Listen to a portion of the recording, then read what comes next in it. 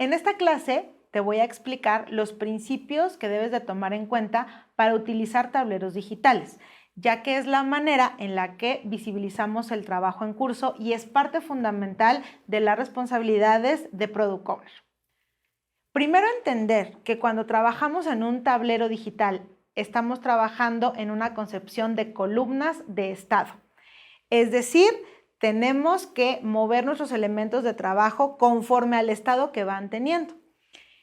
Esto parece simple, pero tiene una transición muy ruda en relación a cómo estamos acostumbrados a concebir y reportar nuestros avances.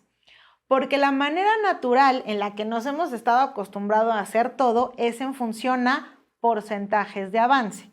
Entonces, tenemos que cambiar la visión de planeación detallada y exhaustiva orientada a actividades que avanzan en porcentajes a tener una orientación a entregables que se van moviendo en estados.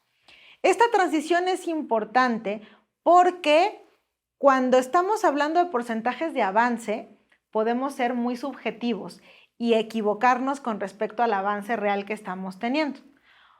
Porque yo puedo decir un día que creo que llevo el 50% o que incluso llevo el 80%, pero no llegamos a la fecha que estábamos esperando. Cuando decimos que en agilidad entregamos valor frecuentemente al cliente, es valor completo. Es decir, no nos sirve reportar que tenemos un 90% de avance si aún no podemos entregar.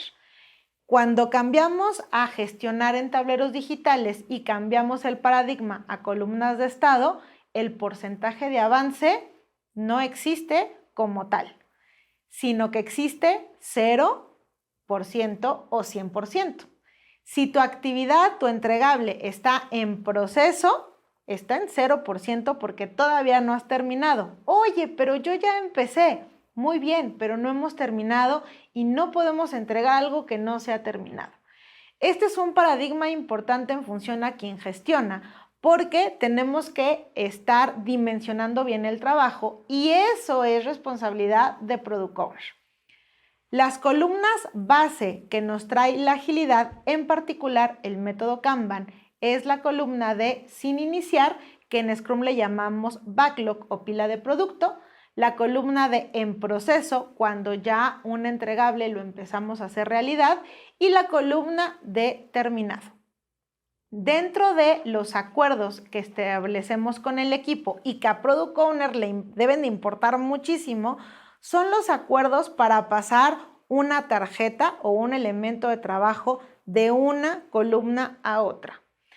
Cuando establecemos acuerdos, podemos llegar a criterios importantes para cuidar la calidad y cuidar que lo que estemos avanzando se esté haciendo de la manera correcta.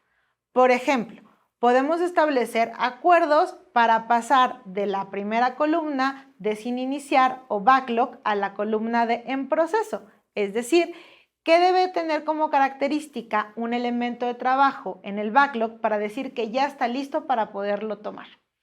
Y cuando estamos en proceso, ponernos de acuerdo en qué criterios tenemos que tomar en cuenta para llegar a terminado. Es decir, cómo vamos a verificar que algo de verdad ya se terminó y puede ser entregado. Aunque estas son las 3 columnas base, podemos agregar otras columnas.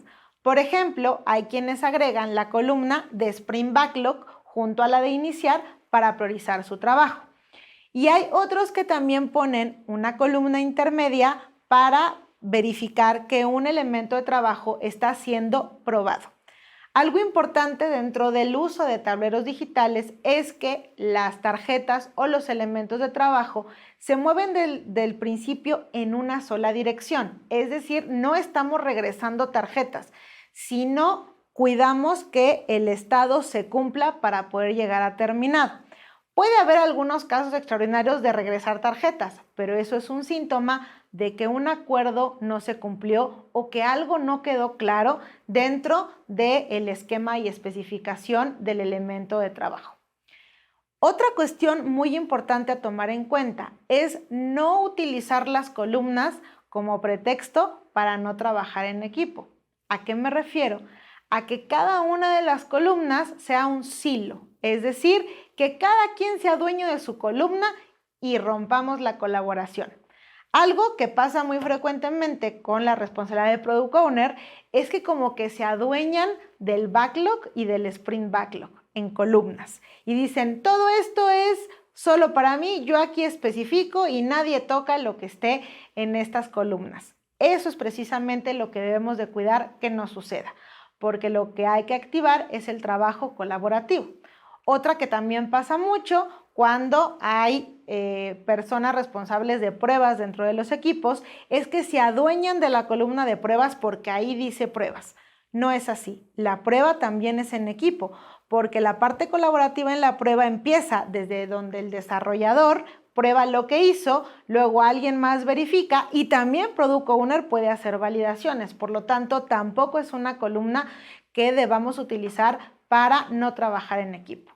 Si tú como Product Owner cuidas que el trabajo siempre esté visible y claro, vas a poder ayudarte en tus responsabilidades, pero también es vital consideres las recomendaciones que te acabo de hacer. Para que puedas aplicar estas responsabilidades, te tengo una recomendación si es que no conoces el uso de tableros digitales.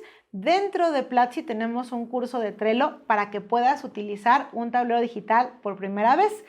Y si no, pues ya puedes aplicar lo aprendido dentro del tablero que utilices comúnmente. Y ya sea con Trello o con el tablero que usas actualmente, vas a cumplir el siguiente reto del caso de estudio, porque vas a empezar a identificar elementos de trabajo y ponerlos dentro de tu tablero. En la siguiente clase nos vemos porque te voy a contar sobre cómo trabajar en equipo con Scrum Masters y Scrum Developers siendo Product Owner.